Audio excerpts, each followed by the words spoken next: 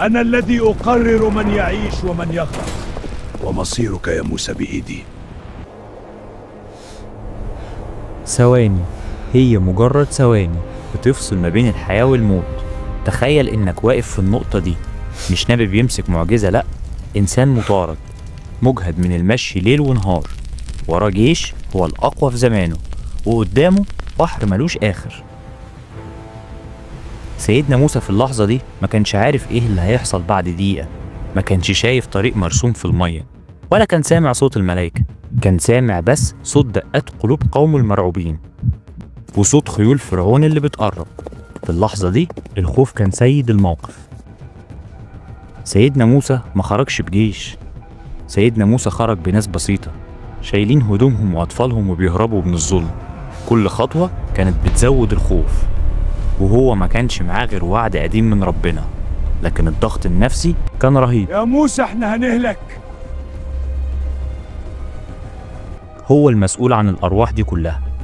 هنا بنشوف إنسانية سيدنا موسى، تعب الجسد وقلق القائد وخوف البشر. وفجأة الطريق خلص، البحر قدامهم بيضرب في الصخر بقوة، والناس لفت وشها لورا لقت الغبار في وشها وشافت لمعة دروع جيش فرعون. وهنا اتقالت الجملة اللي بتقطع الأمل: إنا لمدركون. الجملة دي ما كانتش مجرد كلام، دي كانت إعلان استسلام. خلاص اتقفلت، مفيش مخرج.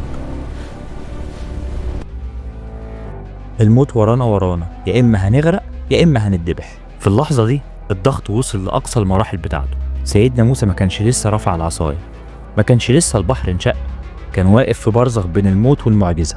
ووسط صراخ الأطفال ويأس الرجال وشماتة فرعون اللي بيقرب، خرجت الكلمة اللي هزت قوانين الفيزياء: كلا. كلمة قصيرة لكنها كانت سد منيع قدام اليأس. كلا، مش عشان هو شايف طريق، لكن عشان هو عارف مين اللي معاه. إن معي يا ربي سيهدين. ما قالش سينقذني أو سيفلق البحر، قال سيهدين. يعني أنا تايه دلوقتي ومش شايف حل ومستني الهداية منه هو في اللحظة دي.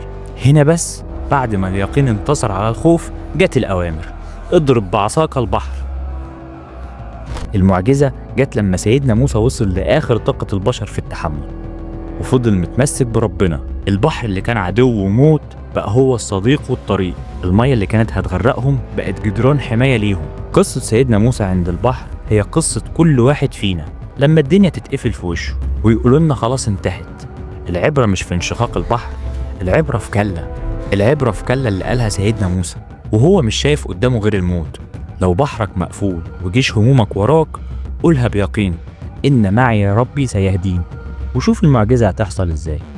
لحظة خوف سيدنا موسى عند البحر كانت أصعب لحظة في حياته. يا ترى في رأيكم إيه كان أصعب؟ مواجهة فرعون في قصره ولا الوقفة قدام البحر والجيش وراكم؟ مستني أعرف رأيكم في الكومنتات. وفي النهاية صلوا على الحبيب.